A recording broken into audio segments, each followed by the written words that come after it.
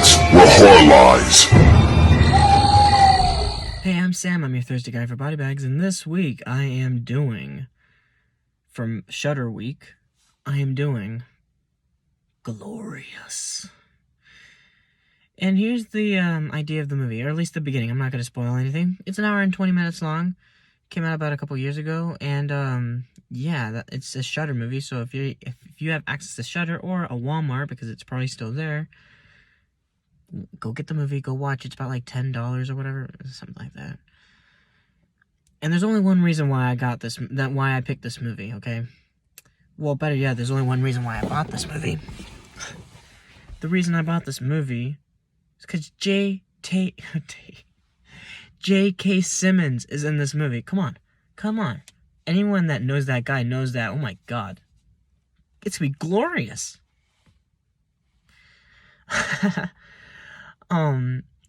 So here's the idea of the movie. So, there's this guy, and he's driving about.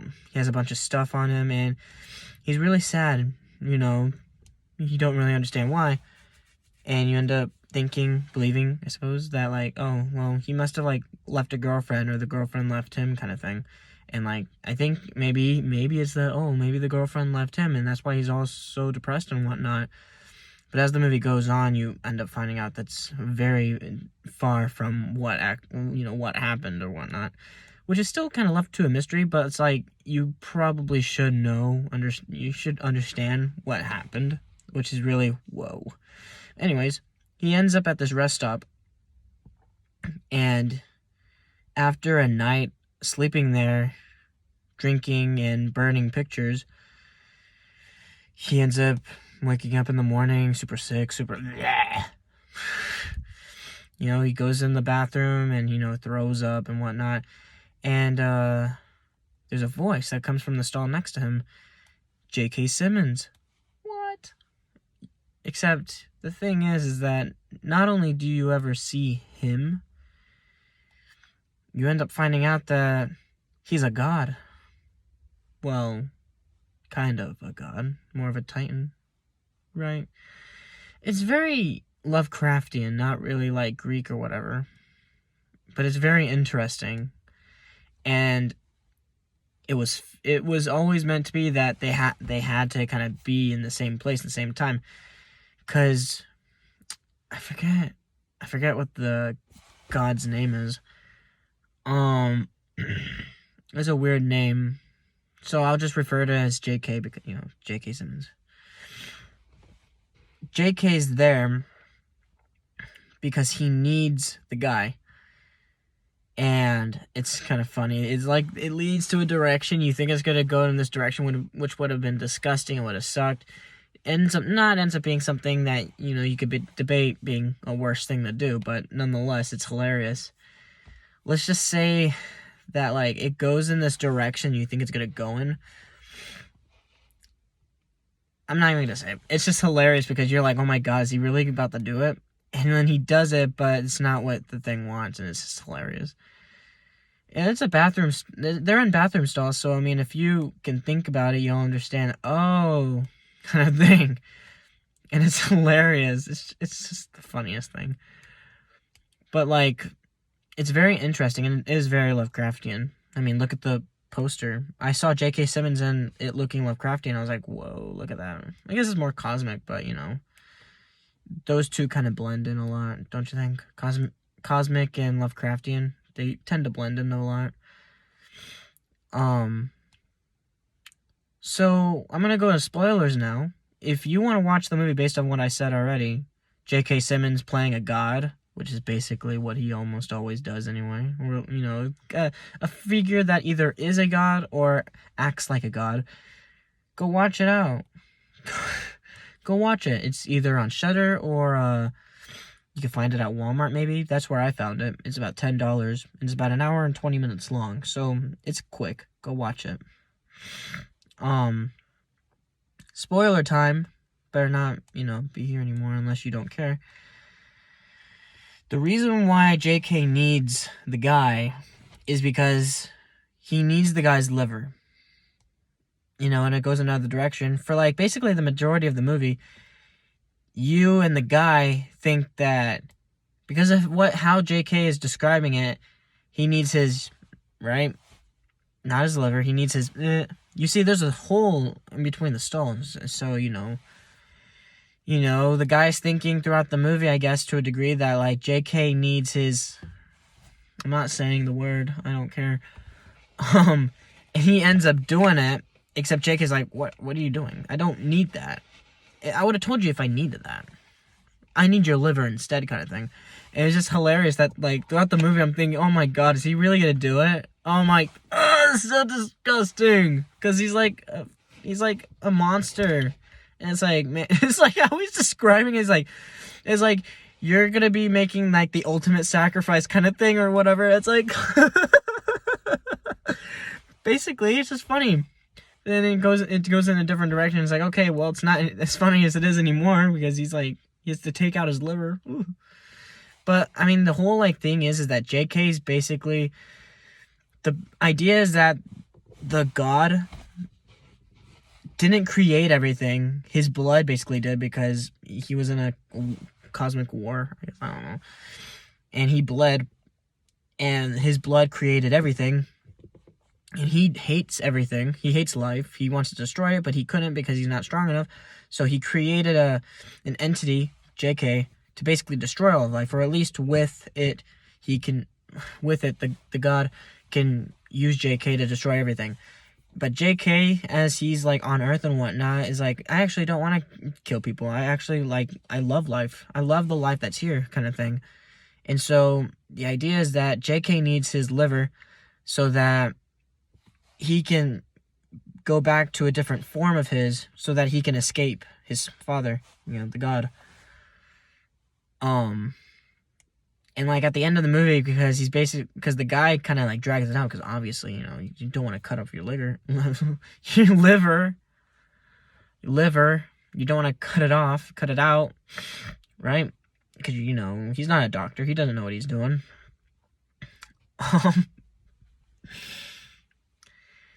The god basically ends up finding them, and so, he only has a certain amount of time to actually do it.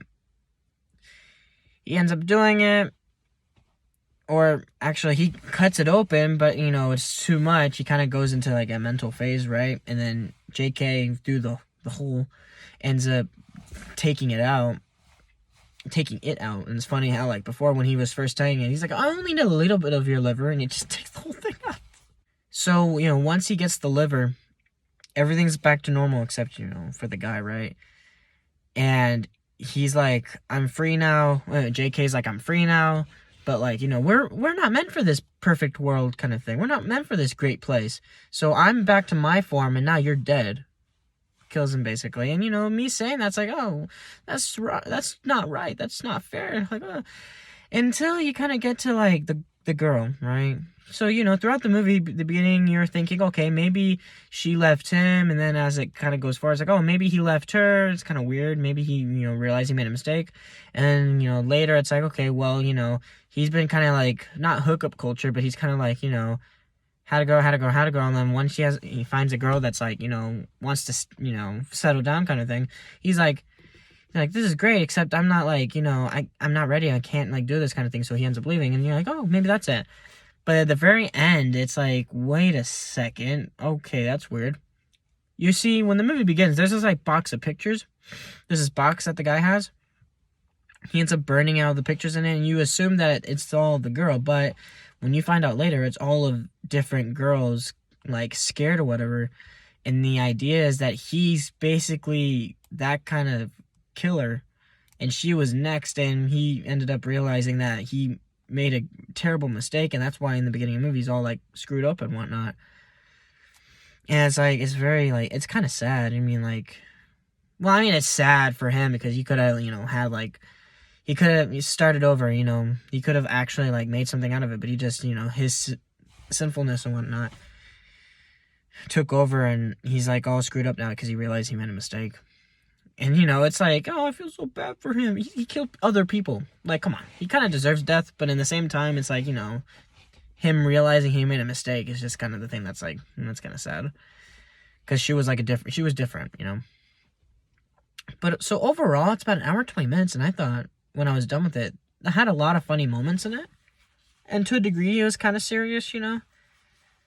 But overall, it was actually a very interesting movie. You know, J.K. being like this god kind of character, whatever. It was very interesting. You know, in the beginning of the movie, I'm like, you never see his face, and when you do see him, it's his monster kind of form. You never see him, right?